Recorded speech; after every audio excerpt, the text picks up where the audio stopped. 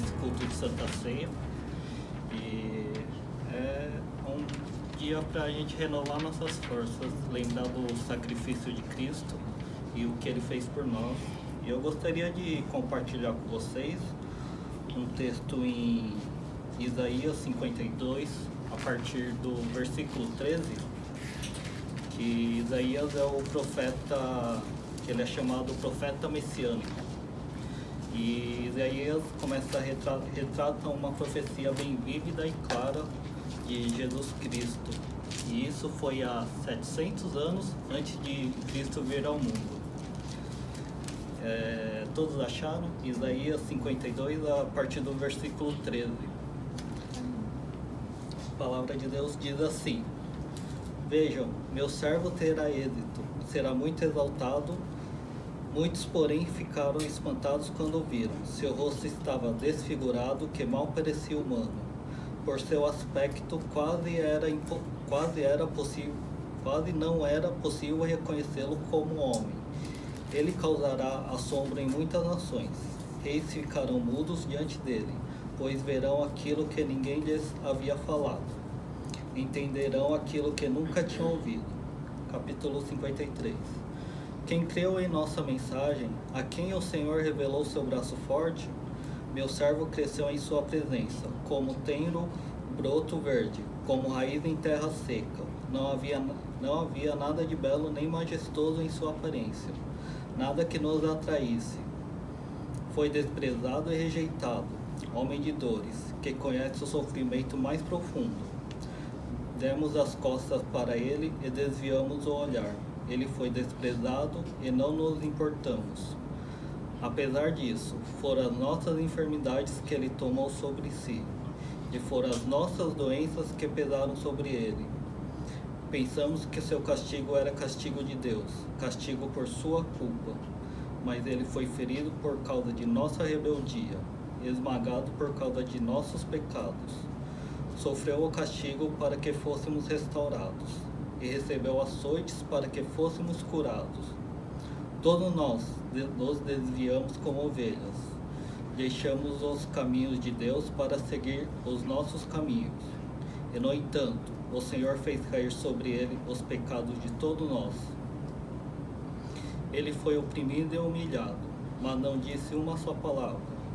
Foi levado como cordeiro para o matadouro. Como ovelha muda diante dos tosqueadores, não abriu a boca.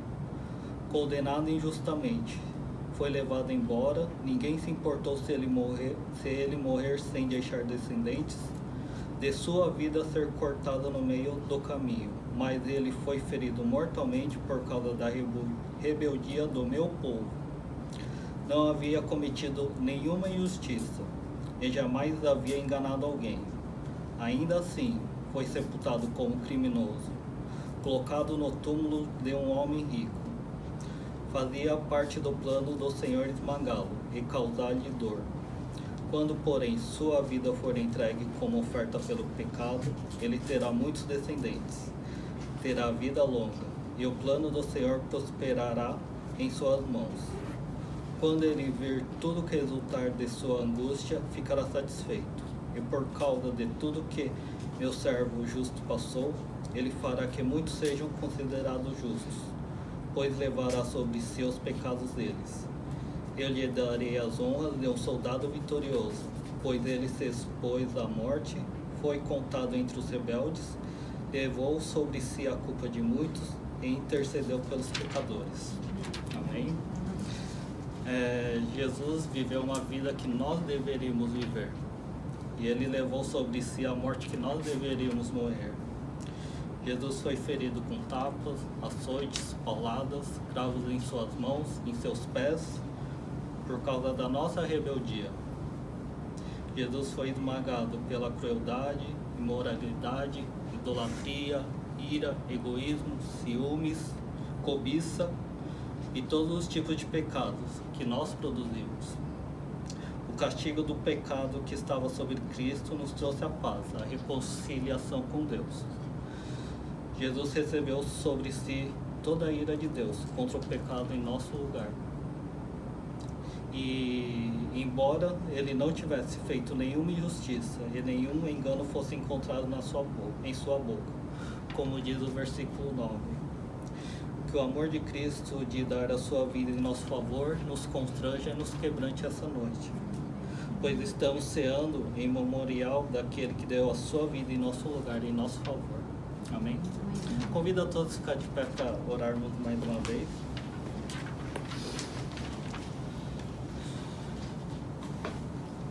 Senhor Jesus Cristo, graças te damos, Senhor, pelo teu grande amor que o Senhor se deu em nosso lugar naquela cruz, pelo todo o seu sofrimento, todo o seu desprezo que o Senhor teve enquanto estava como homem neste mundo.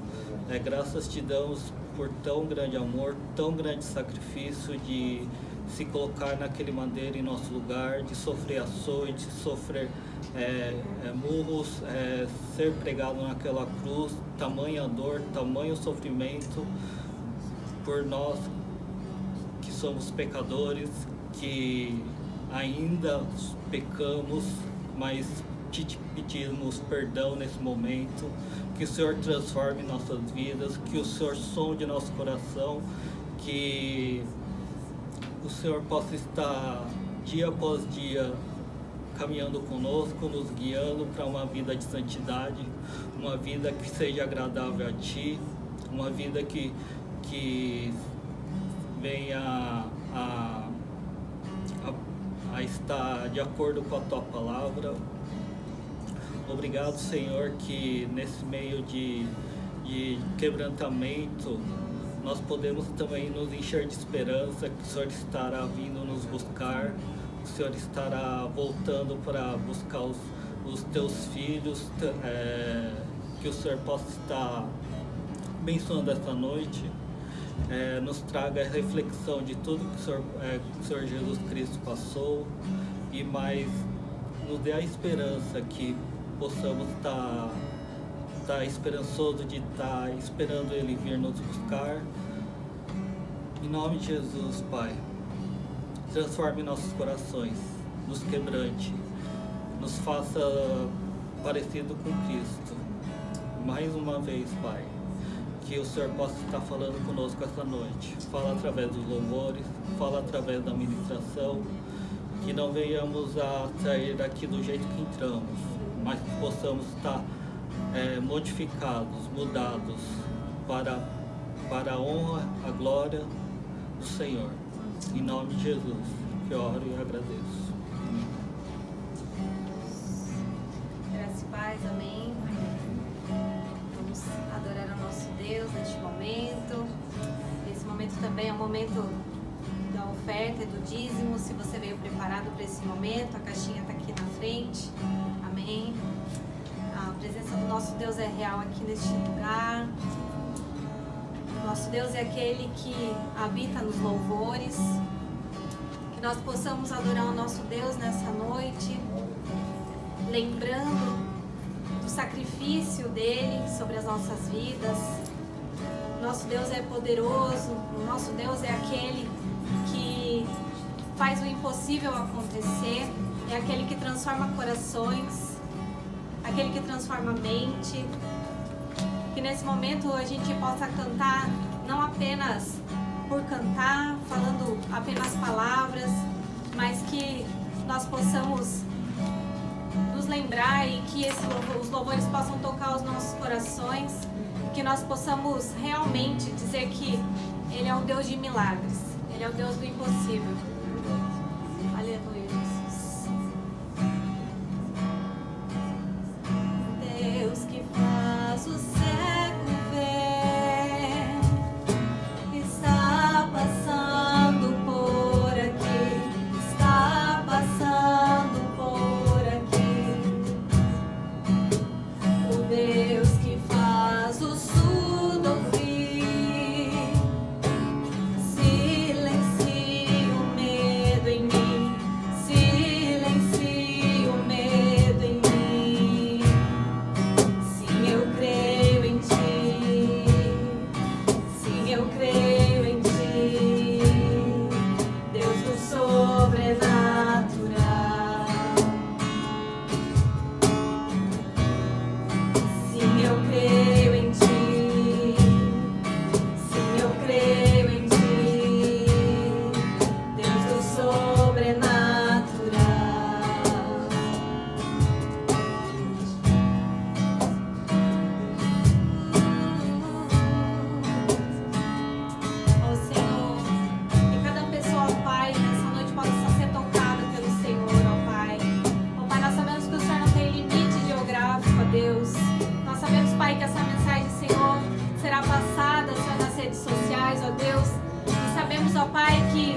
vida que seja tocada, Senhor, a festa nos céus, ó Pai. Oh, Jesus. Nós sabemos, Senhor, que o Senhor é aquele, Pai, que lança fora todo medo, ó Deus.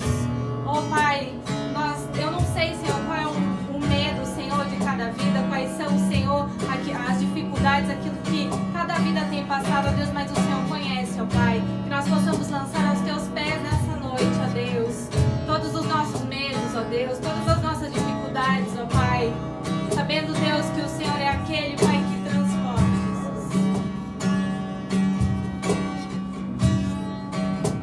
O Deus do impossível vem transformar meu coração, transformar meu coração. O Deus que a morte já venceu, vivo está dentro de mim, vivo está dentro de mim. Sim, eu creio em Ti, sim, eu creio em Ti, Deus do sobrenatural. Sim, eu creio em Ti, sim, eu creio em Ti, Deus do sobrenatural.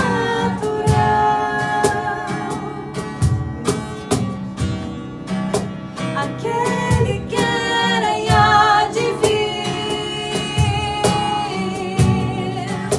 o seu poder vai ressurgir. Deus que os mortos faz viver, Deus de milagres, Deus de milagres. Aquele que era e há de vir, o seu poder vai ressurgir. Deus que os mortos faz viver, Deus de milagres, Deus de milagres. Mais uma vez. Aquele que era e há de vir, o seu poder vai ressurgir. O Deus que os mortos faz viver, Deus de milagres, Deus de milagres. Sim, eu creio em Ti, sim, eu creio em Ti, Deus do sobrenatural.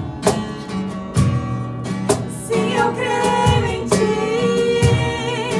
sim, eu creio em Ti, Deus do sobrenatural.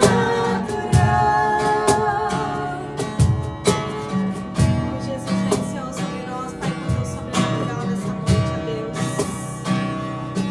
Oh, Pai, Tu és digno, Pai, de todo louvor e toda adoração, Deus. Oh, Deus, que amor tão grande, Senhor, é o Teu sobre as nossas vidas, Pai. Oh, Jesus, que nós possamos trazer, Senhor, a memória não só hoje, Pai, mas todos os dias, ó Pai, o Teu sacrifício, Deus, sobre as nossas vidas, ó Deus.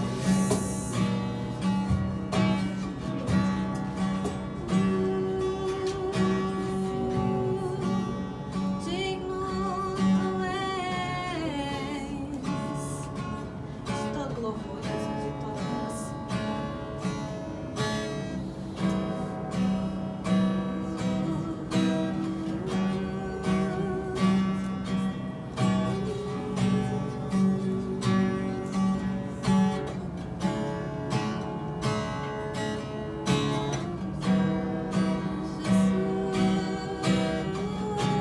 Jesus, nosso nome é o Teu.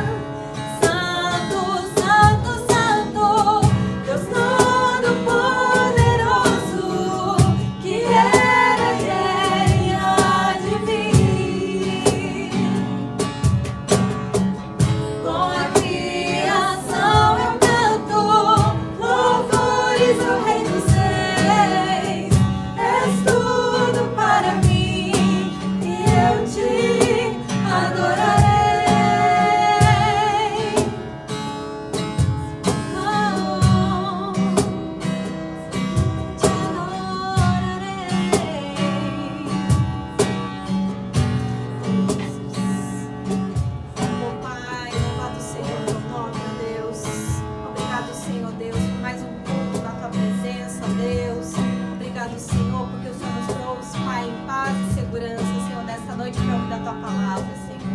Oh Pai, nós sabemos que só o Senhor é santo, santo, santo, ó Deus. Obrigado, Jesus, por tudo, Pai. Obrigado, Senhor, pelo teu amor imenso, Pai. Oh Deus, fala com os nossos corações, fala, Senhor, conosco, ó Deus. Transforma, Senhor, as nossas vidas, Pai. Nos quebranta, Senhor, diante da tua presença, ó Pai. Abençoa, Senhor, o pastor Diogo, Pai, que trará a palavra nessa noite, ó Deus. Oh, Pai, nós sabemos, Pai, que haverá um alcance muito grande, Senhor, da tua palavra, Senhor, não só nessa nação, Senhor, mas no mundo todo, ó Pai. Oh, Pai, usa as nossas vidas, Senhor, para que o teu nome seja proclamado, ó Deus. Em nome de ti, Senhor, nós clamamos, ó Pai. Amém, Jesus. Amém, queridos. Graça e paz para todos. Vamos abrir a nossa Bíblia em 1 Coríntios, capítulo de número 11. Nós vamos ler do versículo 23 até o versículo de número 26. Nós vamos estar ok? 1 Coríntios, capítulo 11, do 23 até o 26. Eu queria já chamar aqui o nosso querido Daniel, nossa querida irmã Emi, vai estar aqui à frente. Nós vamos estar passando por esse momento de celebração da ceia. A gente vai estar aqui lendo esse texto, depois nós vamos estar participando juntos desse momento. Amém? Fala assim, queridos, 1 Coríntios 11, a partir do versículo 23. Porque eu recebi do Senhor, o que também vos entreguei, que o Senhor Jesus, na noite em que foi traído, tomou o pão, e tendo dado graças, o partiu e disse: este é meu corpo, que é dado por vós, fazer isto em memória de mim. Por semelhante modo, depois de haver ceado, tomou também um cálice, dizendo: este cálice é a nova aliança no meu sangue. Fazei isso todas as vezes que bebedes em memória de mim. Porque todas as vezes que comedes este pão e bebedes o cálice, anunciais a morte do Senhor até que ele venha. Amém? Bom, nós sempre falamos que nós utilizamos dois elementos, né? No caso, o pão, que tem a simbologia do corpo do nosso Senhor, como fala aí no versículo de número 23, na noite que ele foi traído, ele pega o pão, né? E aí ele dá graças a esse pão e declara essa verdade, né? Porque eu recebi do Senhor, que também eu vos entreguei, o Senhor Jesus, na noite em que foi traído, tomou o pão, e tendo dado graças, partiu e disse: isso é o meu corpo que é dado por vós, faz isso em memória de mim. Nós já trabalhamos esse texto e nós vemos claramente aqui que Jesus está falando acerca do seu sacrifício, né? De que ele entregaria a sua vida ao meu, ao teu favor, e esse pão tem essa simbologia do seu corpo, aquilo que de fato aconteceria com ele naquela cruz, né? E a gente vê então que todas as vezes que nós vamos comer do pão, nós precisamos sempre trazer à nossa mente aquilo que Jesus passou. Obviamente, trazer à sua mente todo o sacrifício.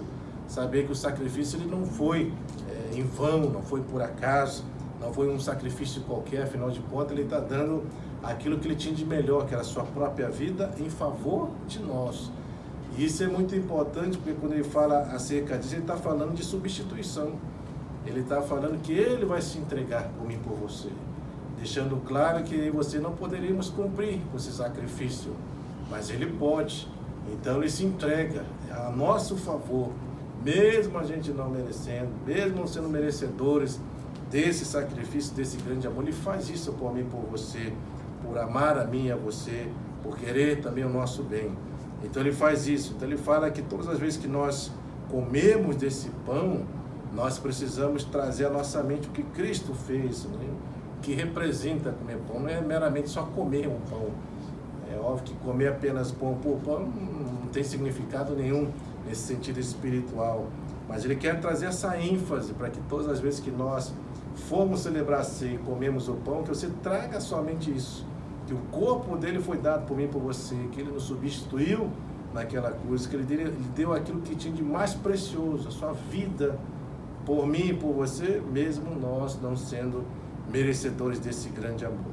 E aí também ele fala que depois de haver ceado, ele também toma o cálice, dizendo que esse cálice é a nova aliança, né, no meu sangue. Faz isso todas as vezes que bebedes em memória de mim. Então nós tomamos o suco da uva. Óbvio que no contexto bíblico era vinho literal, né, que era utilizado. a igreja, na sua grande maioria, só não usa o vinho. Não estou falando todas as denominações, porque tem denominação que utiliza o vinho, literal.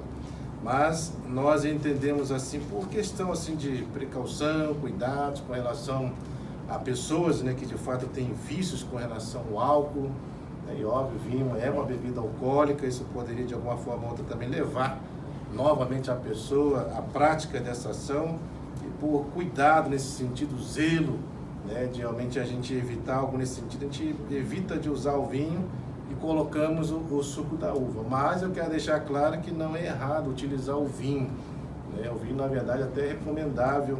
A Bíblia, Paulo mesmo orienta o próprio Timóteo a tomar um pouco de vinho por causa do problema de estômago que ele tinha, né? E a gente vê então ele orientando isso. E na ceia era utilizar literalmente o vinho mesmo, nesse sentido. E aí ele está falando que nós precisamos olhar, né, para esse vinho também, entendendo, né, o sacrifício dele, que o sangue dele foi derramado ao seu favor, que de fato ele morreu naquela cruz por mim, por você, e através dessa morte, hoje nós podemos de fato ter vida novamente com Deus. O sacrifício de Cristo hoje nos tira, aqueles que realmente de fato creem pela fé no sacrifício do Senhor, ele tira você do estado, né, de ira que Deus tem com relação a nós nesse sentido, né? Por isso que à medida que isso ele é, não digo abafado, né? Mas isso é tirado, nós podemos de alguma forma ou outra voltar a novamente ter a relação com Deus, né? Porque a ira de alguma forma ou outra ela é lançada sobre quem? A pessoa de Cristo, por causa dos nossos pecados, né? Vai sobre ele. Aquilo que deveria vir sobre nós faz sobre a pessoa de Cristo, e o sacrifício dele faz exatamente isso. Ele permite que você agora, através, né, dessa fé em Jesus, né, a gente entenda que há uma nova aliança que foi estabelecida por meio do sacrifício de Cristo, e hoje você, por meio dele, nós podemos de novo ser reconciliados com Deus, nós podemos ter vida com ele novamente, né? Então tudo isso foi produzido, proporcionado pelo próprio Senhor através da pessoa de Cristo. Então Jesus faz isso, e ele manda também nós bebemos em memória dele, ou seja, trazer à nossa mente tudo isso que ele fez. Por isso que quando nós comemos do pão, bebemos o cálice, né, a gente sempre traz à nossa mente tudo aquilo que Cristo fez, os benefícios, né, que o seu sacrifício trouxe para as nossas vidas, e a bênção de poder, através da fé em Jesus, sermos reconciliados com Deus, até porque nós éramos inimigos de Deus, a ira de Deus estava sobre nós nesse sentido, né? Então a gente vê que tudo isso é benéfico para nossas vidas, e a gente deve ter realmente assim um desejo no nosso coração de sempre sermos gratos a Deus por tudo aquilo que ele fez.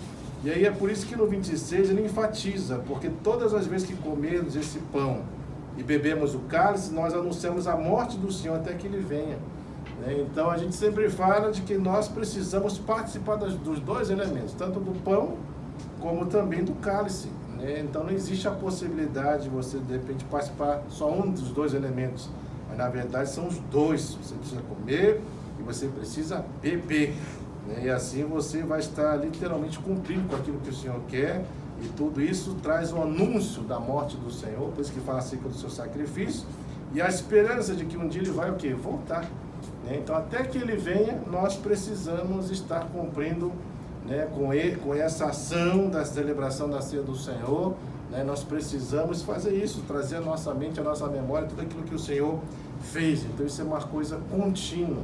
E para nós, né, nós sabemos assim que o ser humano ele precisa a todo momento ser, né, orientado a fazer certas coisas, porque à medida que você vai deixando, né, de orientar isso, as pessoas elas vão se esquecendo das coisas, né?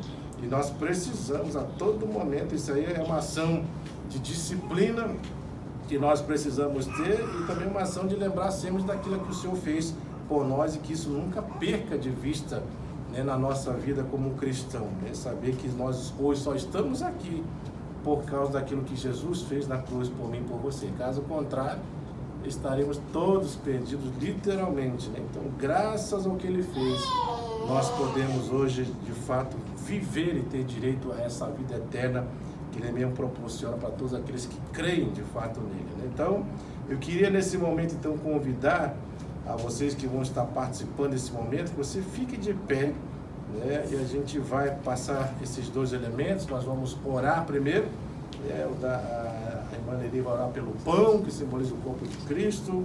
Depois nosso irmão Daniel vai orar pelo suco da uva, né? O vinho, que simboliza o sangue do nosso Senhor, sangue dessa nova aliança. E logo em seguida nós vamos distribuir esses 2 elementos e depois vamos estar participando junto da celebração da ceia do Senhor. Amém? Então vamos orar.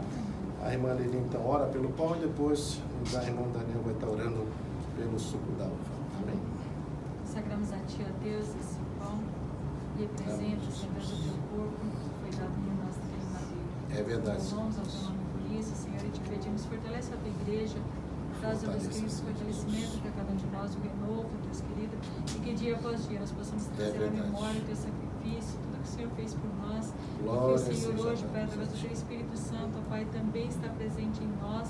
E nos ensina, Pai querido, a Tua vontade, através da Tua palavra santa, Deus querido, rica, e que nos traz, Pai querido, essa força e esse sustento de que todos nós necessitamos. Amém, Jesus. Agradecemos por este momento, Pai, e o consagramos a Ti com muita gratidão. Amém, em nome de Jesus. Cristo Jesus. Amém, Senhor Deus. Pai, em nome de Jesus, graças te damos por esse momento. É verdade. Consagramos esse suco da uva que representa o sangue de Jesus Cristo vertido naquela cruz, sangue É verdade. da nova aliança, sangue que nos lava e nos purifica da culpa do pecado. Graças te damos, Pai, por tão grande sacrifício. É verdade, Que possamos Jesus. estar meditando e refletindo nesse teu grande Sim, amor. Jesus. Que o Senhor possa estar nos abençoando neste momento, que É verdade. possamos estar celebrando essa ceia com a esperança que o Senhor vai voltar. É verdade. Que o Senhor irá nos buscar novamente e que Amém. poderemos viver eternamente junto a Ti. Amém. Em nome de Jesus, que eu oro e agradeço. Amém. Então nós já oramos pelo pão, pelo suco da uva. O Lili e Daniel vão estar passando, que você possa pegar esses 2 elementos e espere para que juntos nós possamos participar, né, por esses 2 elementos. Então comamos e bebamos. Amém.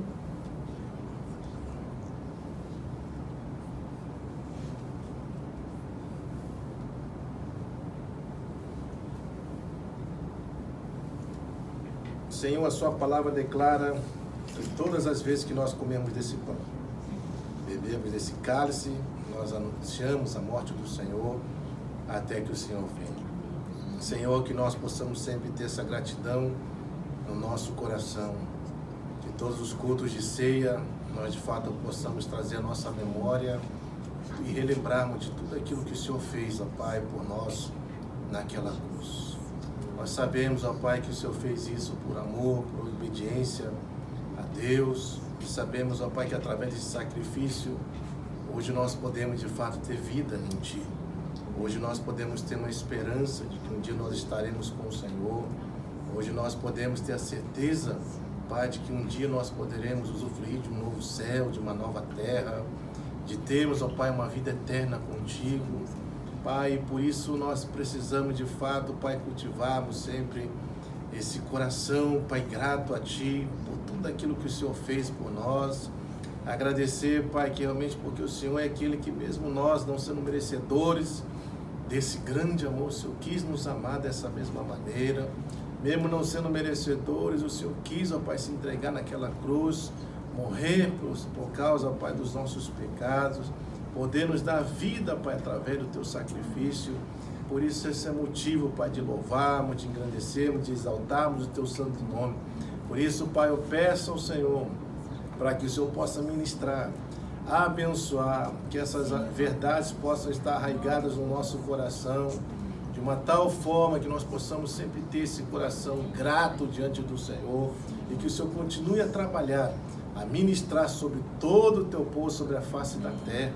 Que o Senhor abençoe todos os irmãos desse núcleo, aqueles que ainda não estão participando, que em breve eles possam estar participando junto conosco, e que o Senhor possa mover de uma forma poderosa, Pai, realmente na vida do Teu povo. Por isso nós queremos Te louvar, queremos Te agradecer, pedindo ao Senhor para que o Senhor também sempre possa promover a unidade, a comunhão, Pai, entre nós, Que nós possamos, ó Pai, sempre termos um coração disposto a serviço na nossa comunidade, disposto a ser, Pai, esse instrumento nas Tuas mãos, para ser bênção para aqueles que estão às nossas voltas, e que o Senhor possa continuar a fazer, Pai, realmente a Tua obra no nosso meio. Por isso eu te louvo, te agradeço por tudo, e peço as Tuas bênçãos para a honra e glória do Teu santo nome, que eu clamo e peço a Ti, em nome de Jesus Cristo.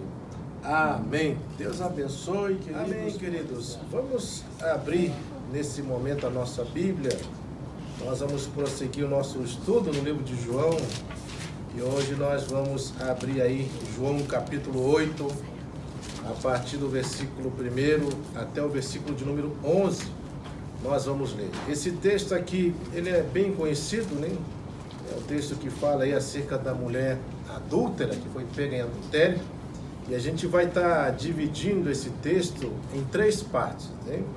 A primeira parte nós vamos dividir do versículo 1 até o versículo 3, e nós vamos estar tratando sobre a dolorosa condição dessa mulher aí que está sendo acusada, né? A partir do versículo 4 até o versículo 7, a primeira parte, né? Nós vamos ver a segunda parte dessa mensagem, que fala acerca da crueldade dos seus acusadores. E a terceira parte que nós vamos estar trabalhando vai do versículo 7, a parte B, até o versículo 11, que vai tratar acerca da misericórdia de Jesus. Então vamos ler esse texto, né? A gente vai estar lendo ele e vamos trabalhar esse tema nesta noite. E o tema é o seguinte, né? Condenada pelos homens, perdoada por Jesus. Esse é o tema que nós vamos estar trabalhando, podendo assim verificar, né, que de fato quando nós nos colocamos diante de um tribunal humano, de fato pode haver muitas injustiças, né, nesse sentido, mas quando nós nos colocamos diante de um tribunal divino, que vem na paz de Deus, com certeza as coisas acontecem de forma genuína, verdadeira e justa e correta nesse sentido. Então nós vamos estar trabalhando esse texto. Convido a você então a abrir aí a sua Bíblia em João capítulo 8, do versículo 1 a 11. Vamos ler esse texto que fala acerca da história da mulher adúltera. Fala assim, queridos, vamos ler, né, do versículo 1 em diante, ok? Fala assim: Jesus, entretanto, foi para o Monte das Oliveiras. De madrugada, voltou novamente para o templo, e todo o povo ia ter com ele, assentando, e os ensinava. Os escribas e fariseus trouxeram à sua presença uma mulher surpreendida em adultério, e fazendo-a ficar de pé no meio de todos, disseram a Jesus: Mestre, esta mulher foi apanhada em flagrante adultério, e na lei nos mandou Moisés que tais mulheres sejam apedrejadas. Tu, pois, que dizes? Isto diziam eles, tentando, para terem de que o acusar. Mas Jesus, inclinando-se, escrevia na terra com o dedo. Como insistissem na pergunta, Jesus se levantou e lhes disse: Aquele que dentre vós estiver sem pecado, seja o primeiro que lhe atire pedra. E tornando a inclinar-se, continuou a escrever no chão. Mas ouvindo eles estas respostas e acusados pela própria consciência, foram se retirando um por um, a começar pelos mais velhos até os últimos, ficando só Jesus e a mulher no meio onde estava. Erguendo-se Jesus e não vendo a ninguém, mas além da mulher, perguntou-lhe: Mulher, onde estão aqueles teus acusadores? Ninguém te condenou? Respondeu ela: Ninguém, Senhor. Então lhe disse Jesus: Nem eu tampouco te condeno. Vai e não peques mais. Vamos orar. Deus, em nome de Jesus, nós, ó Pai, queremos pedir a Tua bênção, a Tua graça sobre as nossas vidas. Clamando ao Senhor, Pai, para que a Tua palavra, que é viva e eficaz, possa penetrar no mais profundo do nosso ser. Acima de tudo, que o Teu Santo Espírito possa nos dar entendimento, possa nos dar compreensão, que o Senhor nos ajude, Pai, a colocarmos em prática todas essas verdades que o Senhor quer trabalhar nesta hora, Pai, nas nossas vidas. E que o Senhor possa realmente falar conosco, falar com aqueles que estão também nos assistindo, Pai, pelo YouTube, que o Senhor possa realmente falar de uma forma profunda ao nosso coração e nos ajudar a entender tudo aquilo que o Senhor realmente quer ministrar sobre as nossas vidas. Por isso eu te louvo, te agradeço por tudo e peço as tuas bênçãos para a honra e glória do teu santo nome, que eu clamo, Pai, e peço ao Senhor. Em nome de Jesus, amém.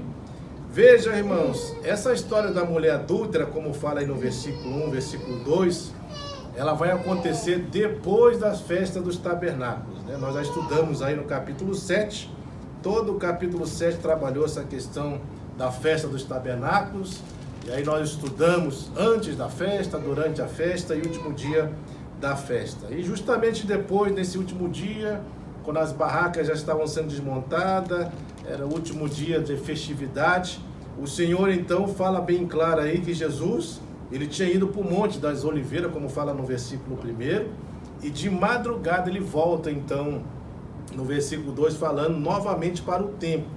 E ali então, todo o povo ia ter com ele, e ele se assentou ali e começou a ensinar as pessoas que estavam ali à sua volta.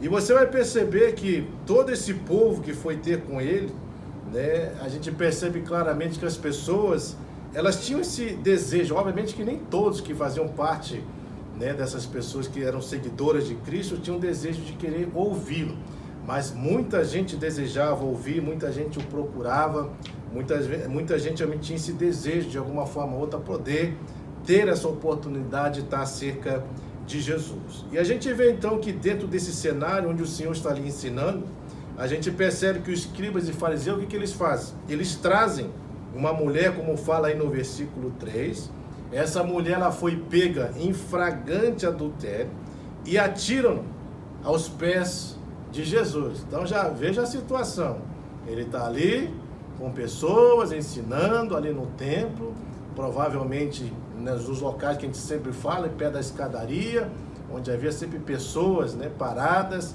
e ali com aquelas pessoas Jesus estava ensinando. E justamente eles pegam essa mulher, né, que foi pega em flagrante adultério, e chega lá e lança aos pés de Jesus, né, naquele momento. E é interessante, né, que eles, ao fazer isso, nós percebemos que eles têm aquelas atitudes, né, de fiscais da vida alheia. Eles estão ali para ficar de olho naquilo que as pessoas vão fazendo. E é interessante que você vai observar que eles estavam ali, mas eles não estavam interessados na lei em si, nem na mulher, nem no ensino de Cristo, mas eles queriam apenas usar de forma desonesta essa situação para apanhar Jesus, né? Como fala aí no versículo, né, de número 6. Isto diziam eles, tentando para ter de que o acusar, né? Então, essa era o propósito, essa era a finalidade dessa ação. Então, esse episódio, obviamente, nos leva a entender, né, como eu já tinha falado no início, que existe uma grande diferença entre tribunal, né, feito por homens, e tribunal exercido pela pessoa de Deus. E a gente vai ver, então, que aqui a gente vê que no tribunal dos homens, eles de fato, ele é mais rigoroso que o tribunal de Deus. Pois no tribunal dos homens, você vai ver que essa mulher que foi pega em adultério, ela sai dali envergonhada e sai o que? Literalmente condenada. Mas no tribunal de Cristo, nós vamos observar que ela foi exortada a deixar o seu pecado, né? E a gente vê e recomeçar a sua vida. Ou seja, havia o propósito de restauração. Então perceba que no tribunal humano eles estão dispostos ali o que é? Destruir ela, sem misericórdia, sem amor, sem compaixão.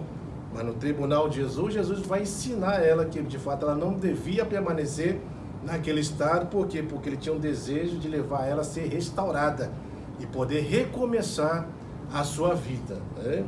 E aí então nós vamos percebendo também que com relação ao tribunal do homem, que ele é mais rigoroso que o tribunal de Deus, nós vamos ver exemplos como, por exemplo, de Davi. Davi uma vez também ele pecou e foi dado a ele a oportunidade de ele escolher qual era a punição que ele queria. E todas as punições eram punições difíceis, até cair na mão do inimigo.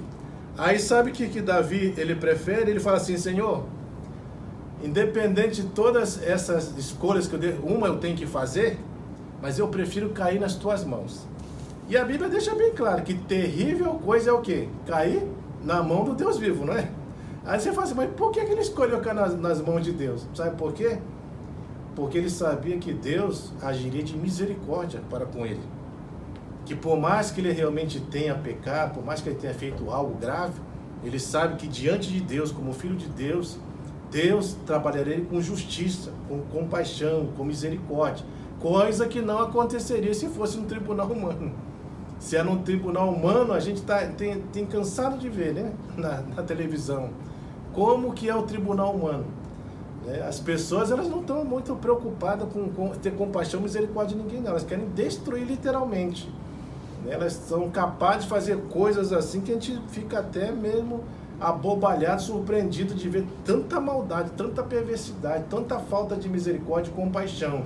Então Davi escolhe, eu prefiro cair nas tuas mãos, porque eu sei que o Senhor é um Deus de misericórdia, um Deus de compaixão.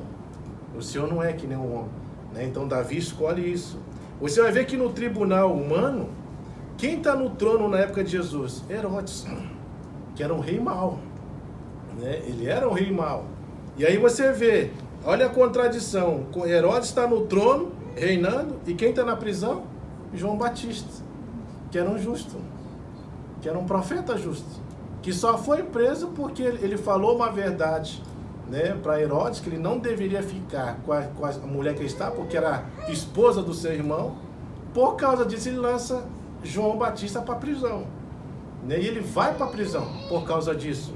Então a gente vê que esse é o tribunal do homem. E aí a gente vê que no tribunal de Deus, mesmo um ladrão condenado e à beira da morte, como nós vemos Jesus, quando ele está lá sendo crucificado, tem dois ladrões, uma à direita e uma à esquerda. E um desses ladrões fala para Jesus, para que Jesus tivesse realmente compaixão, misericórdia dele, para que ele se lembrasse dele quando entrasse no paraíso. E Jesus fala, hoje mesmo estará comigo no paraíso. Porque aquele homem, de fato, por mais que ele tenha cometido algo grave, até porque ir para uma crucificação, a gente sabe assim que as pessoas que iam para a crucificação era o pior tipo de morte. E se é o pior tipo de morte, com certeza o que ele fez não era coisa simples. Foram coisas graves, é como se fosse uma pessoa ser levada hoje à pena de morte. Então, ser levado à pena de morte, então você tinha que cometer uma coisa muito grave para chegar a terem que tirar a sua vida, como resultado do seu pecado. Então, a gente vê que mesmo aquele homem naquele estado, ele reconhece, ele realmente se arrepende e ele pede ao Senhor para que Deus lembre. E a gente vê, mesmo uma pessoa condenada, né, à beira da morte, o Senhor salva. No tribunal de Deus, Deus age dessa maneira. No tribunal dos homens, você vai ver que José do Egito, né, literalmente, mesmo inocente, ele vai o quê? Para uma prisão. Por causa da cobiça da mulher de Herodes. De Potifar, que queria ficar com José. José não quis, ela trama lá uma ação, a fala, né, e começa a caluniar ele, dizendo que ele tentou agarrá-la, ficar com ela, mas era tudo mentira. E aí, por causa disso, ele vai para uma prisão e fica bom tempo na prisão. Esse é o tribunal do homem, né? E aí você vai ver que no tribunal dos homens também, Jesus, como nós conhecemos, um homem inocente é condenado o quê? À morte de cruz. E aí o que o povo pede? Salta Barrabás, que é um salteador, né? Uma pessoa violenta, perversa, né? E ele recebe o quê? Perdão, indulto. Então a gente vê que esse é o tribunal. No tribunal dos homens, você vai ver que essa mulher, né, que foi apanhada em adultério, está prestes a ser apedrejada. Eu não sei se os irmãos já viram cena de pessoas sendo apedrejada ou não? Já viram? Na lei lá islâmica, como que eles fazem? Já chegaram a ver? É uma coisa assim terrível. Você já imaginou saber que aquilo vai acontecer com você? Que pela lei você tem que ser apedrejado até a morte? Eu estava vendo uma vez isso, eu vi as pessoas, a pessoa para que ficar lá no meio, eles cobrem a face dela, né? Aí começam. Mas não é pedrinha pequenininha assim não, irmãos. É pedregulho. Sabe o que é pedregulho? pedra assim, do tamanho de caixa, dessa caixinha aqui, para cima. E joga assim, joga na cabeça. Aí você vê a cabeça da pessoa até balançando assim, aí vai lá outra e joga mais ainda, e vai jogando, vai até matar. Aí você imagina no pensamento dessa mulher, porque ela sabia que ela estava no corredor de morte. Ela literalmente sabia que iria morrer.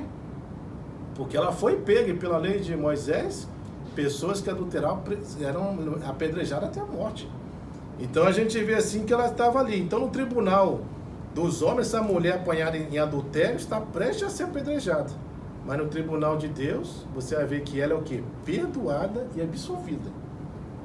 Agora, aqui, né, quando Jesus absolve ela, isso não quer dizer que Jesus ele está dando aval para a pessoa ficar cometendo um adultério. Não é isso que ele está fazendo, não. Porque tem muitas pessoas que pegam, tá vendo? A mulher cometeu adultério e Jesus absolveu. É como se Jesus estivesse consentindo, né, que o pecado dela não teve problema nenhum. E não é assim. Não é essa ação. Mas as pessoas pegam esse texto para trazer essa ideia. Então você veja que esse é o contexto desse episódio aqui, dessa mulher que foi pega em flagrante adultério. Então nós vamos analisar agora a primeira parte desses versículos, que vai do versículo 1 ao 3, e você vai ver a dolorosa condição desta mulher que está sendo acusada. Do 1 ao 3 fala assim: Jesus, entretanto, foi para o Monte das Oliveiras. De madrugada voltou novamente para o templo, e todo o povo ia ter com ele, assentando-se e os ensinava. Os escribas e fariseus trouxeram à sua presença uma mulher surpreendida em adultério, e fazendo-a ficar de pé no meio de todos. Então veja agora essa dolorosa condição dessa mulher acusada. A primeira coisa que nós entendemos é que, lembra que a gente falou que esse episódio ocorre logo após o término da festa dos tabernáculos? E nós sabemos que as pessoas, os judeus, todas as pessoas judias de todas as localidades iam para Jerusalém, moravam em cabanas por um período de uma semana, e ali aconteciam muitas festividades para lembrar dos feitos de Deus com relação ao passado, presente, com relação ao futuro. E a gente sabe então que é nesse momento aqui, no finalzinho dessa festa, que essa mulher, ela aproveita a festa dos tabernáculos para quê? Para pecar. É justamente nesse período que ela está promovendo isso. Ela deixou ser seduzida pelo desejo de querer realmente assim se relacionar com uma outra pessoa. Então a primeira coisa que a gente vê é, ela aproveita a festa para pecar. Segunda coisa, ela traiu seu marido. Por quê? Porque essa mulher é casada. Quando ele fala aí que ela realmente foi pega em adultério, essa palavra grega aqui, que significa moikeia, descreve uma relação que é extraconjugal. Lembrando que a palavra adultério na Bíblia não só se refere à relação extraconjugal, né? Ela pode também estar se referindo à questão de idolatria. Muitas vezes, né, Deus fala acerca do povo dele, falando que o povo dele adulterava, mas é no sentido que de idolatria, que o povo servia a outros deuses, não mantinha fidelidade com Deus Criador, né, de todas as coisas. Então também tem esse significado. Mas quando você lê a palavra adultério aqui nesse contexto, fala moikeia, que é do grego. Então está descrevendo relação extraconjugal, ou seja, essa mulher era casada e traiu o seu marido, né? Terceira coisa, ela foi flagrada no ato do seu pecado, porque foi adultério, pegaram ela em flagrante adultério, ou seja, no momento que ela estava fazendo, ela foi pega. Então não é que alguém falou, ó, fulano adulterou, não. As pessoas que estavam lá viram, por isso pegaram ela, né? Então foi em flagrante adultério, foi no momento que ela estava cometendo o pecado que foi pega essa mulher. Então veja a condição dela, né? 4, ela foi humilhada publicamente, porque as pessoas pegaram ela e levaram, né? Obviamente que é público, porque está levando ela, as pessoas estão vendo, e lança aos pés de Jesus. Tudo isso que publicamente.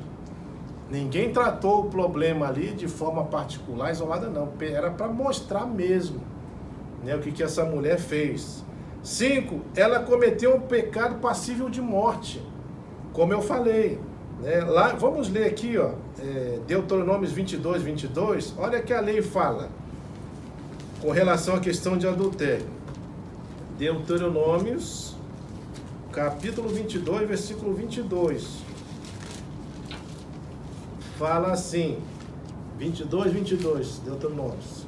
Se um homem for achado deitado com uma mulher que tem marido, então ambos morrerão. O homem que se deitou com a mulher e a mulher, assim eliminarás o mal de Israel. Está vendo? Os dois têm que morrer. Então perceba que o pecado dela, o que ela cometeu, era passível de morte. E aí que você vai ver então que, portanto, no tribunal da lei, essa mulher estava o quê? Condenada, literalmente. No tribunal dos religiosos, ela está sendo o quê? Acusada, certo? No tribunal da opinião pública, ela é condenada como uma ninguém, como nada, né? Como um ser que não presta. No tribunal da consciência dela, ela também é condenada, porque você vai ver que ela não tem reação nenhuma. Ela não se defende. Ela simplesmente acata tudo que está acontecendo. E ela, então, nós vamos ver claramente que era a própria figura da miséria humana.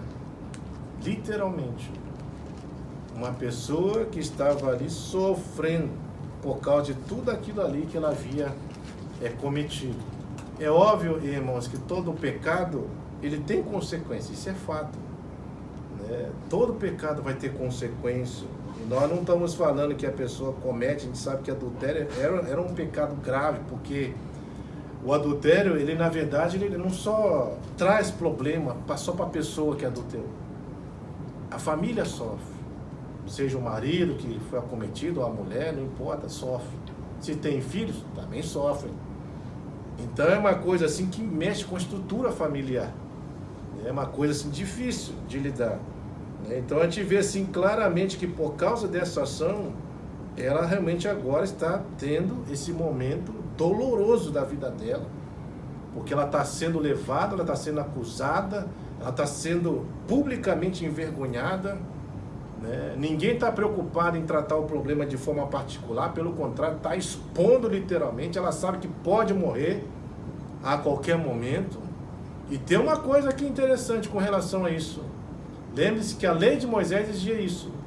Você sabia que se aqueles homens quisessem matar aquela mulher naquele momento diante de Jesus, o que você acha que Jesus faria para vocês? Você acha que Jesus ia intervir naquela situação? Você assim, não faz isso com ela não. Ou você acha que Jesus ia deixar? O que vocês acham? Ia deixar? Ia deixar? Tem certeza? Vai deixar? Pior que Jesus ia deixar. Porque é lei. É a lei. Ele não ia intervir naquela questão, né? Se ela fosse ali, realmente pegasse e matassem ela por causa do adultério, aquilo ia acontecer. E Jesus não interferiria nessa ação, porque a lei ordenava isso, né? Nesse sentido, né?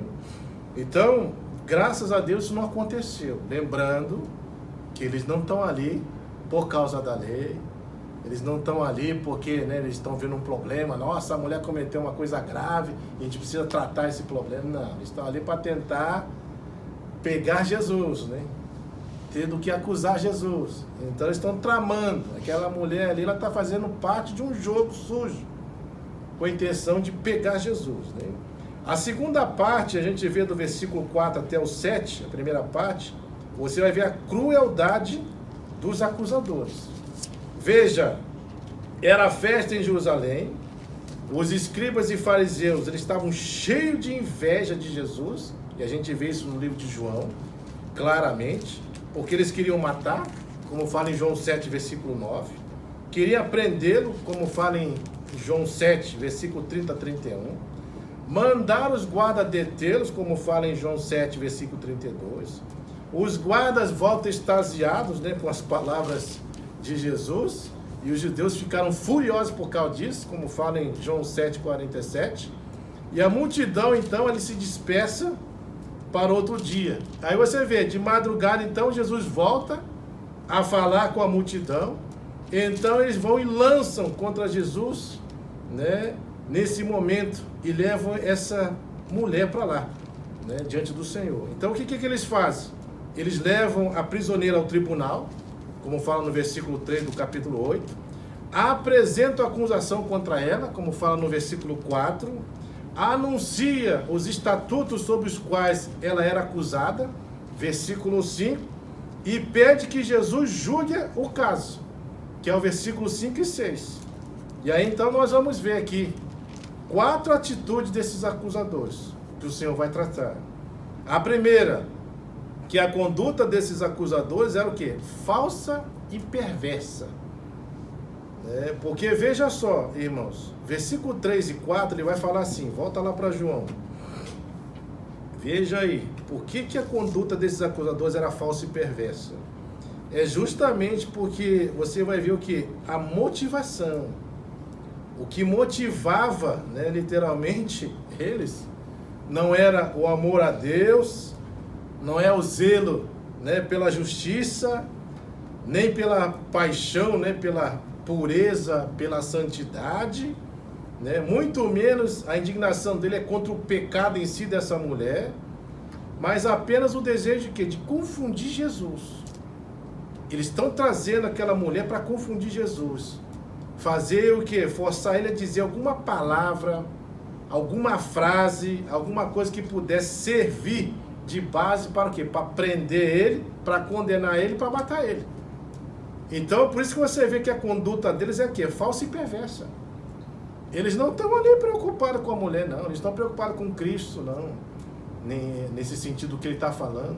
Eles estão procurando, de alguma forma ou outra, achar algum motivo para poder realmente pegar o Senhor ali, E aí você vê que nessa questão toda, a gente percebe então que com relação, isso aqui no caso com relação a Jesus, com relação à mulher, você vai ver então que eles não se importavam com ela.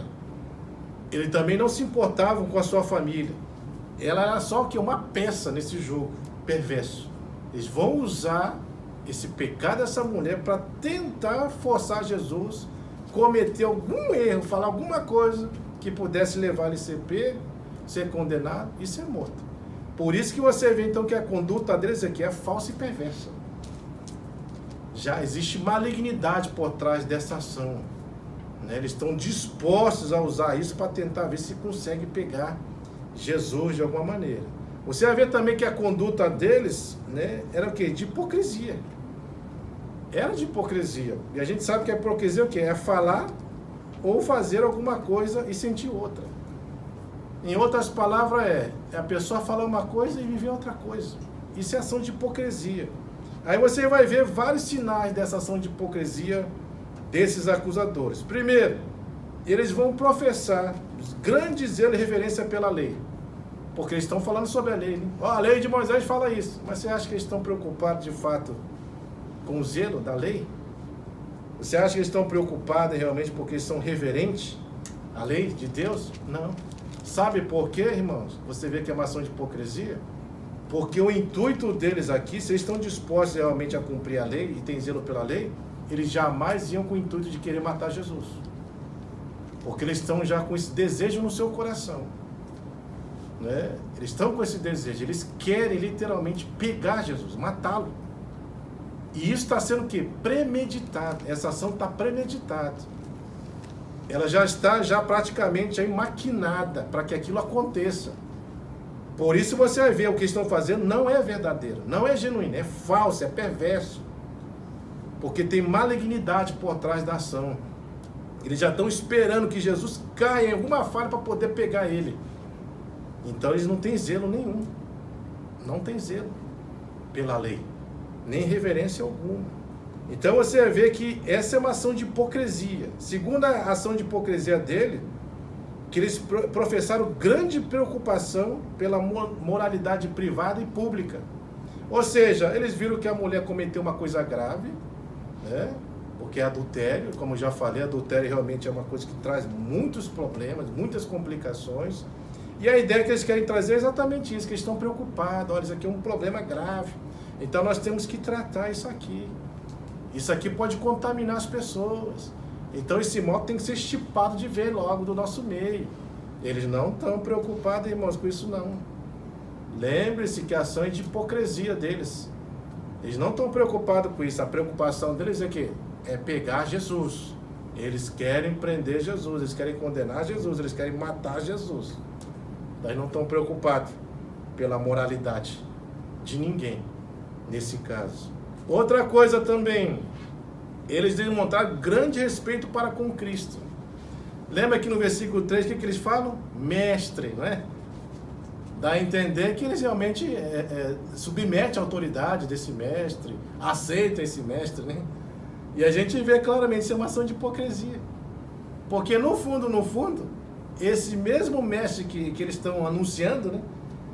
É a mesma ação de eles estarem pronunciando essa palavra mestre, é com o intuito de quê? Qual a finalidade? Matar ele. Esse é o desejo deles. Então você imagina, é como se eu estivesse falando com alguém, nossa, é uma pessoa legal, né? Você é uma pessoa boa, aí por trás eu lasco a linha na pessoa. Isso é hipocrisia. Então eles estavam demonstrando uma coisa com relação a Cristo que não era verdadeira. Eles estavam chamando Jesus de mestre, mas eles não estavam dispostos a ouvir o que Jesus estava falando como mestre. E nem seguir os seus ensinamentos. Então essa é uma ação de hipocrisia. E por último, eles professavam estar em grande dificuldade e ansiosos para que Jesus trouxesse luz e ajudasse eles naquele problema. É isso que eles fazem, essa mulher foi pega em flagrante adultério. E pela lei de Moisés, ela tem que ser apedrejada. Aí traz lá para Jesus essa questão. E aí você vê essa ação de hipocrisia. Eles não estão ali preocupados, que eles estão com dificuldade de resolver aquela questão, não. Não pensam que eles não sabem o que fazer. Eles sabiam o que fazer. Mas eles estão chegando a Jesus com aquele intuito assim, dissimulado, né? É como se fosse, não, Jesus, você é uma pessoa importante, eu preciso ouvir a sua opinião. O que você acha aí acerca disso aí? Agora, lembre-se o seguinte, né? Quando eles tomam essa ação, é muito importante nós entendermos, né? Que como fala no versículo 6, que eles estão fazendo isso com o intuito de acusá-lo, certo? Então, o que acontece? Jesus, na verdade, ele está numa encruzilhada nessa questão aqui. Porque o que acontece? A mulher foi pega em adultério, eles levam a mulher lá e eles literalmente lançam a lei, não é? Pela lei de Moisés, tais pessoas têm que ser apedrejadas até a morte, tem que morrer. Então o que acontece? Se Jesus chega e fala assim, é verdade, tem que matar essa mulher mesmo, mata ela. Sabe qual seria o problema se ele fizesse isso? Ele ia contra a ação do governo romano, porque as únicas pessoas que poderiam decretar pena capital era o governo romano. Nenhuma outra pessoa podia fazer isso. Ninguém poderia decretar pena de morte a alguém a não ser o governo romano. Então Jesus teria sérios problemas com o governo romano. Se ele mandasse, pode apedrejar e matar a mulher. Agora, se ele fala, não faça isso, Jesus também ia ter grandes problemas, porque ele estaria indo contra a lei de Moisés. E aí eles também pegariam. De alguma forma ou outra, se a resposta fosse sim, se a resposta fosse não, Jesus era ser pego, de qualquer forma. Era isso que eles estavam esperando. Que Jesus falasse ou sim ou não. E é óbvio, né? Que se uma pergunta dessa é lançada para mim e para você, o que você ia responder? Ou é sim ou é não, não é? Porque a pergunta é objetiva. A lei está falando, tem que apedrejar. E aí, como é que faz, Jesus? A gente apedreja ou não apedreja? Está vendo o problema? A encruzilhada que Jesus está? Essa é a mesma ação de quando lembra quando as pessoas chegaram para Jesus e falaram assim, é lícito pagar imposto a César? Lembra esse texto? E aí o que Jesus fala? Me mostra uma moeda aí. Mostra uma moeda. E aí Jesus pegaram a moeda, aí Jesus fala assim, de quem que é esse rosto aqui na moeda? Aí ele fala, de César. Aí então ele declara, então dê a César o que é de César e dê a Deus o que é de Deus. E Jesus ali também estava numa encruzilhada. Porque se ele fala assim, não é certo pagar imposto a César. Aí é óbvio, o Império Romano cairia em cima dele. Porque ele estava ensinando as pessoas a não pagar imposto para o governo romano. Mas se Jesus fala, não, sim, vocês têm que pagar imposto a César, ele também seria pego. Por quê? Porque uma das coisas que o povo judeu esperava era que quando o Messias surgisse, o Messias viesse livrar eles do governo romano, libertar eles, porque eles não aceitavam. Né? De alguma forma, outros impostos que eram pagos para eles, de alguma forma ou outra, mantinham o poderio deles. E era como se Jesus tivesse falado, pode pagar imposto a César, é como se ele estivesse apoiando que o governo romano continuasse ainda oprimindo o seu povo. E continuasse governando o seu povo. Então, ele ia ser pego de qualquer maneira. Mas aí o Senhor, porque conhece o coração humano, fala, de quem que é essa esfinge aqui, essa inscrição? De César. Então dá a César o que é de César e dê a Deus o que é de Deus. Ou seja, ele nem falou sim, nem falou não. Não é? Então Jesus saiu dessa forma também. E aqui é a mesma situação. Ele está na mesma situação. E qualquer resposta que ele dê, sim ou não, ele estava perdido. Seria pego de qualquer maneira. Mas Jesus não faz isso, né? E aí o que acontece, irmãos? A gente vai ver aqui que a terceira coisa é a conduta dos acusadores, ela foi o quê? Maldosa. Esses homens que chegaram, os escribas fariseus que chegaram lá, você vai ver que eles tinham uma intenção malvada, né? Maldosa, maligna. E você vai ver que isso vai ser demonstrado em 4 aspectos, né? Nós vamos ver isso. Veja só como eles agiam dessa maneira maldosa. Primeiro está no versículo 3 e versículo 5.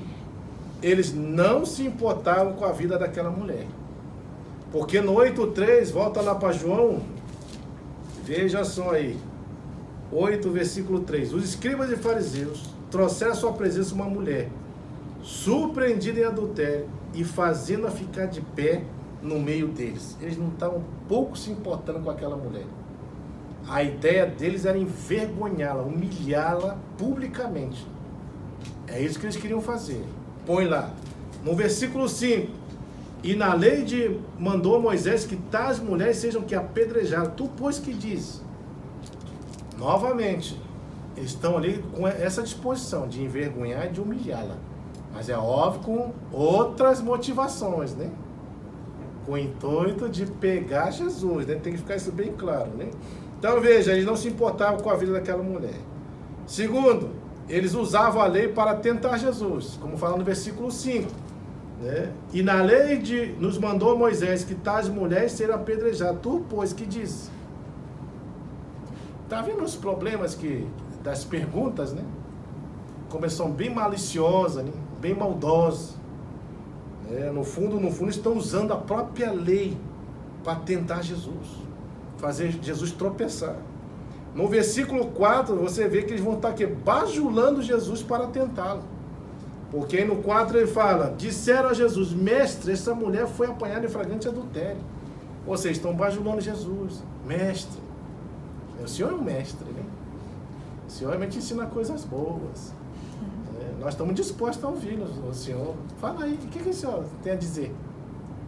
É uma ação maldosa, perversa por trás, né, daquela ação. Então estão tentando tentar Jesus, bajulando ele.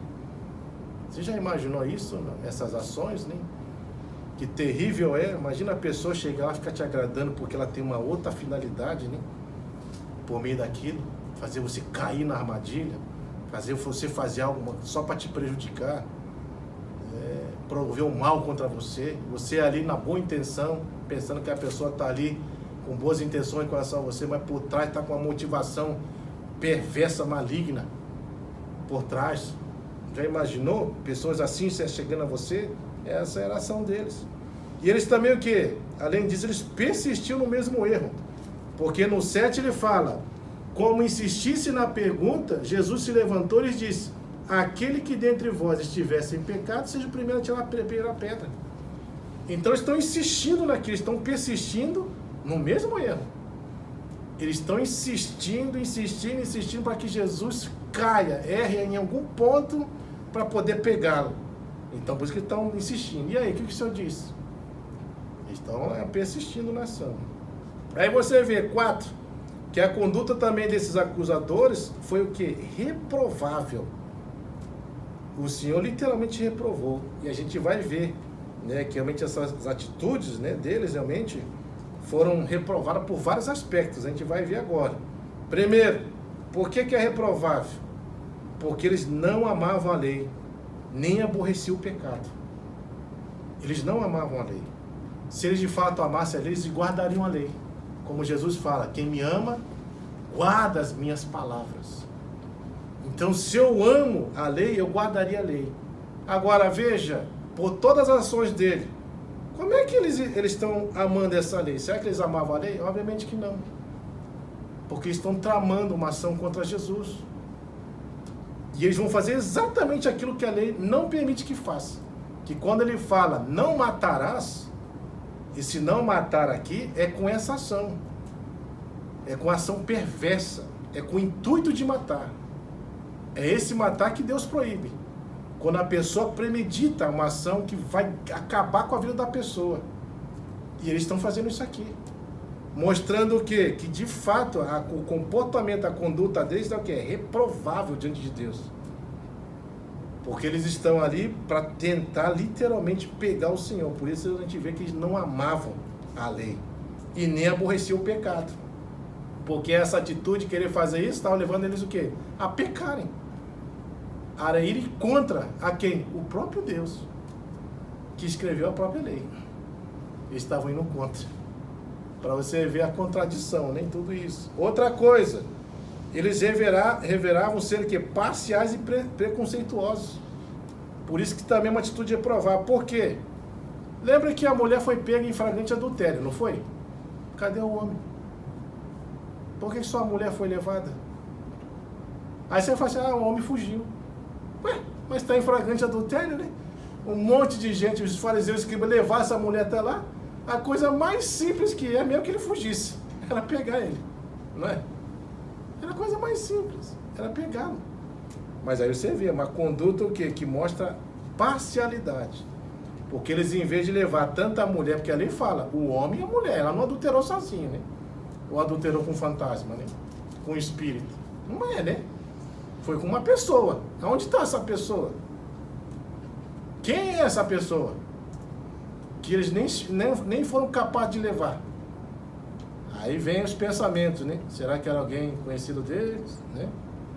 Será que era uma pessoa importante? Não sei, o texto não está falando. Mas uma coisa é certa, eles deveriam levar os dois. Porque ela não adulterou sozinha. Então você vê que nessa ação vai revelar essa parcialidade e existe ação de preconceito. Por que só a mulher? Por que não o homem? Ela não adulterou sozinha, por quê? Por que esse preconceito? A mulher condena, o homem não. O homem fica livre.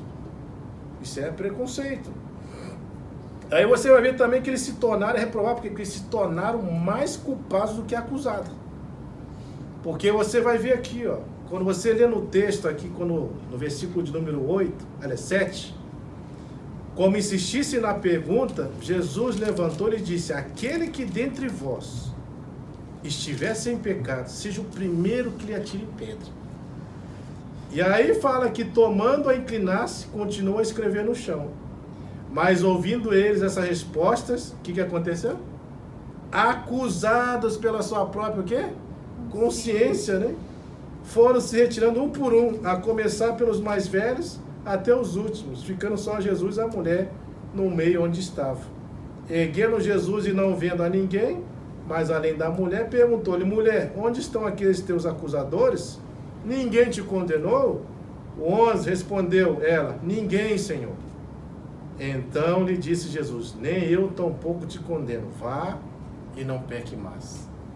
Então você vê claramente aqui que aqueles homens que estavam dispostos a levar aquela mulher que foi pega em flagrante adultério, quando Jesus fala para eles, aqueles que não tiver pecado, atire a primeira pedra, a consciência deles feriram de uma tal forma, talvez o pecado que eles tinham não era de adultério, mas você vai ver que eles eram homicidas, eles estavam dispostos a matar, e o homicida pela lei também morre, que se estão usando a lei de Moisés, a própria lei de Moisés fala com essa homicida, quem mata, morre, é olho por olho, dente por dente. Se você arrancou o olho de alguém, você perde seu olho. Tirou o braço de alguém, você vai perder seu braço também. Arrancou a perna, também você perde a sua perna.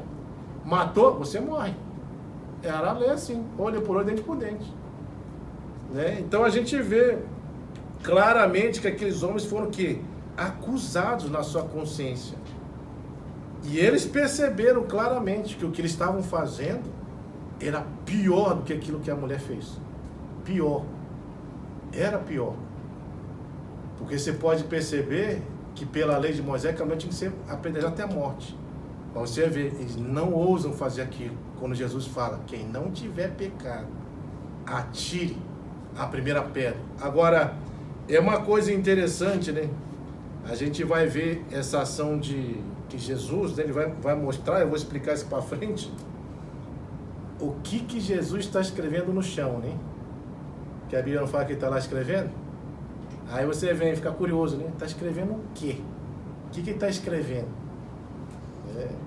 O que ele está fazendo? Porque todas as vezes que você vê Deus usando o dedo para escrever, você lembra dessa história? Quando que Deus usou o dedo para escrever alguma coisa? Lembra? Estava dos mandamentos. Estava escrevendo a lei de Deus, não é? Os 10 mandamentos que se referiam aos mandamentos do homem com relação a Deus, que eram os 4 primeiros, e os últimos 6 da relação do homem para com o homem. Está ali. Ele está anunciando isso, né? E aí isso é uma coisa até sugestiva, né? Porque quando Deus escreve, ele escreve com o seu dedo. A sua mão está agindo para escrever. E aqui a mesma coisa, Jesus está escrevendo com o dedo no chão. Né? Ele está ali rabiscando ali alguma coisa. Eu vou explicar para você que vai estar rabiscando. Veja agora a terceira parte, do versículos 7, a parte B até 11. E aí a gente vai ver o que? A misericórdia de Jesus. Veja como Jesus é misericordioso. Você vai ver que Jesus, a gente vai ver 4 atitudes que mostram literalmente Jesus nesse julgamento agindo com misericórdia. Veja, ele demonstra que só aquele que está livre do pecado tem o direito de exercer juízo sobre as faltas dos outros. Versículo 7 fala assim: como insistisse na pergunta, Jesus se levantou e lhes disse: aquele o quê? Que dentre vós estiver sem pecado, atire a primeira pedra. O que Jesus está falando? A pergunta é, para mim e para você, quem de nós não tem pecado? Eu e você somos pecadores? Se somos, então, todo mundo peca. Então ninguém está livre do pecado. Ninguém pode dizer, eu não tenho pecado. Não é verdade? E aí o que ele está mostrando com isso? Jesus havia já advertido, a gente vai ver dentro do Sermão do Monte, ele falando que nós não devemos julgar para não sermos julgados. Falou também que com a medida que nós julgarmos, nós vamos ser julgados. E aí ele fala que quando nós, acerca de julgamento, ele vai falar bem claro, esse é um perigo, né? Que muitos de nós corremos, porque às vezes você quer tirar, como ele falou no ensinamento, às vezes você quer tirar um cisco do olho, né, do irmão, mas Jesus fala, antes de fazer isso, tira a trave do seu. Aí faz a comparação, o que é um cisco? O que é uma trave? O que é maior? Sabe o que ele está falando aqui, irmãos? Que muitas vezes quando nós julgamos, os que julgam, né, eles têm a tendência de estarem fazendo coisas piores do que aquele que você está julgando. É isso que ele está falando. E é interessante que muitas pessoas que são rígidas nessa ação de julgar, elas geralmente, realmente, eu já observei isso, né? Muitas pessoas que julgam os outros, criticam os outros, fazem coisa pior do que aquela pessoa que está sendo julgada. Pior. Bem pior, né? Agora, isso não quer dizer que você não possa julgar. Porque o julgamento que Jesus aqui condena é aquele julgamento sem fundamento. Sem fundamento. Por exemplo, eu não sei se vocês viram essa notícia lá no Brasil, que uma mulher, ela foi espancada. A população espancou, e essa mulher, se eu não me engano, faleceu, morreu. Aí, por que isso? Porque ela foi confundida com uma mulher, que acho que tinha raptado uma criança, uma coisa assim. E aí, o que aconteceu? Por causa dessa confusão que as pessoas tiveram, porque a mulher parecia com aquela que realmente tinha, né, sequestrado uma criança, e por causa da ira do povo, o povo olhou lá para aquela mulher, aquela mulher ali, aí foi lá e bateu. Só depois que a mulher morreu foram saber que não era aquela mulher. Esse é o problema de julgamento sem fundamento. Você não tem base, não é firmado em verdades para você, em fatos, para você poder julgar. É esse tipo de julgar que Jesus condena. Mas é inevitável que na vida eu e você vamos ter que julgar. Por exemplo, quando nós vemos filhos, né? Os filhos lá, vai lá pronto, faz uma coisa. Quer dizer, você está vendo, não está vendo? Não está vendo o que ele está fazendo? Viu a atitude dele? Você vai ter que julgar aquilo ali. Você precisa julgar. Porque senão os filhos não vão ter padrão de referência com relação ao que é certo e o que é errado. Então você precisa julgar para mostrar que o que está fazendo está errado. Então quando tem um fato e está firmado em verdades, em coisas factuais, então não tem um problema julgar. É o que acontece com os juízes. Quando chega uma causa para o juiz, fala, essa fulana aqui está sendo acusado disso, só que tem prova? Tem, está aqui. Tem vídeo, tem não sei o que, tem digital dele, tem tudo, tem testemunha, ok. Então vai ser condenado, porque tem provas que comprovam aquilo, que aquilo é uma verdade. Agora eu chego assim e falo assim, ó, esse Jesus aí, ele é um impostor, tem que matar ele. Ele fica ensinando coisas que não tem nada a ver. Ele mesmo fica se intitulando como o próprio Messias e vai falando um monte de coisa, acusando Jesus. Aí a pessoa vai, julga ele e manda ele para a morte. É esse julgar que Jesus condena. Um julgar que não tem fundamento, que não está firmado em fatos. Então, por isso que a gente tem que tomar cuidado, né, com a forma como nós julgamos e a medida que nós julgamos. O julgamento que Deus permite é aquele que está baseado em verdade, em fato. Esse sim, você pode julgar e não tem problema nenhum. E nós podemos exercer isso, fazer dessa forma.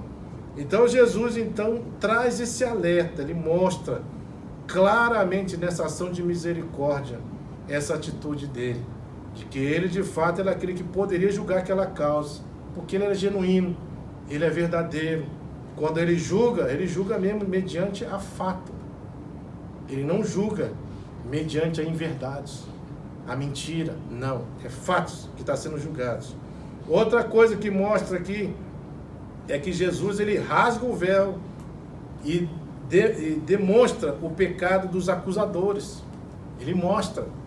No versículo 6 a 9, quando ele fala, aquele que não tiver pecado, atire a primeira pedra, você vai ver claramente aqui a ação de misericórdia, porque você vai ver, Jesus não conhecia o coração daqueles homens como Deus? Com certeza conhecia. Ele sabia o que aqueles homens faziam. Ele sabia a intenção do coração deles. Ele simplesmente podia assim expor todo o pecado daquele povo todo, mas ele não faz isso. Ele não faz. A única coisa que ele fala é, aquele que não tiver pecado, atire a primeira pedra. Então faz as pessoas terem consciência do que estão fazendo. Mas ele não expõe. Coisa diferente do que esses acusadores fizeram com aquela mulher. Exporam ela na vergonha pública. Levaram ela. Botaram lá. Humilharam ela. É diferente. Então você vê o que é ação de misericórdia. Aí você vai ver também que no versículo 7, como eu falei, que Jesus estava escrevendo. Você vai ver que essa palavra escrever aqui no versículo 7, quando ele fala assim, como insistindo na pergunta, Jesus se levantou e disse, aquele que dentre vós estiver sem pecado, atire a primeira pedra. E olha, no 6, isso dizia eles tentando para terem de que acusar, mas Jesus inclinando-se, escrevia na terra com o dedo. Aí você vai pensar assim, está escrevendo o quê? Ele estava escrevendo alguma coisa. E o significado dessa palavra escrever aqui, que vem do grego katagrafein, sabe o que significa essa palavra? Escrever uma sentença contra alguém. Esse é o significado desse escrever aqui. Isso quer dizer então que Jesus estava escrevendo uma sentença contra alguém. Ele estava ali escrevendo uma sentença. E aí ele está falando aqui, ó, sem pecado, né? Quem não tiver pecado, que atire a primeira pedra. Essa expressão sem pecado vem do grego anamartetos. Sabe o que significa? Não só significa só sem pecado, mas também sem um desejo pecaminoso. Isso quer dizer então que quando Jesus está fazendo isso, Jesus está escrevendo uma sentença contra aquelas pessoas, ele conhece o coração e ele sabe literalmente o desejo que está lá no coração deles, pecaminoso. Ele sabe qual é a motivação deles ali em estarem fazendo aquilo, e ele age assim.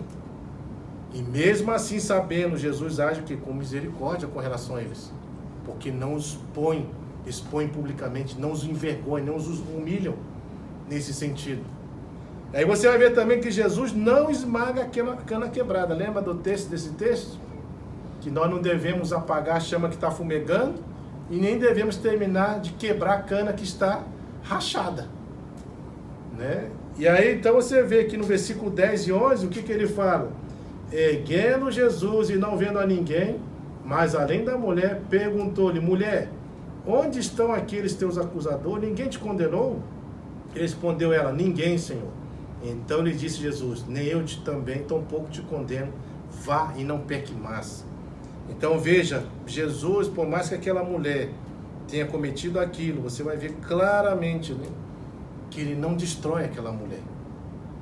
Ele não toma uma ação para destruí-la. Pelo contrário, você vai ver claramente, né, que o Senhor ele trabalha com essa ação, literalmente, de realmente levar aquela mulher a realmente assim ser o quê? Restaurada.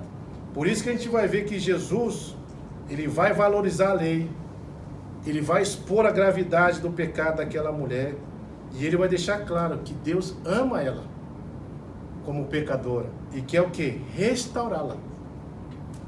Deus quer restaurá-la, literalmente. Segunda coisa com relação a isso, você vai ver que Jesus também não expõe os próprios acusadores à vergonha. Não faz isso. Terceiro, Jesus age também com misericórdia com a mulher. Você vai ver que ela veio, né, para ele, né, obviamente que ele veio, né, para ela, não é para condenar aquela mulher. Em nenhum momento Jesus trata aquela mulher para condená-la. Mas você vai ver que ele vem para quê? Salvar aquela mulher. E lembrando que aquela mulher merecia de fato morrer pela lei. Mas ele usa o seu poder que é para restaurá-la. É o que a Bíblia fala, ele veio buscar e salvar o que se havia o quê? Perdido. Ele veio para os doentes. E Jesus ele trabalha dessa forma. Ele não condena aquela mulher, mas ordena a ela que ela abandonasse o seu estilo de vida pecaminoso. Por isso que vá e não peque mais. Então tudo isso é ação de misericórdia. Outro, Jesus restaura a dignidade daquela mulher. E a gente vai ver 4 verdades acerca disso para encerrar. Primeiro, você vai ver que Jesus não vai diminuir, como fala nesse texto do versículo 10 e 11. Não diminui a gravidade do pecado dela. Ele não disse para ela, né, assim, olha, você é inocente. Seu pecado realmente assim, né, não tem importância nenhuma. Não foi nada grave.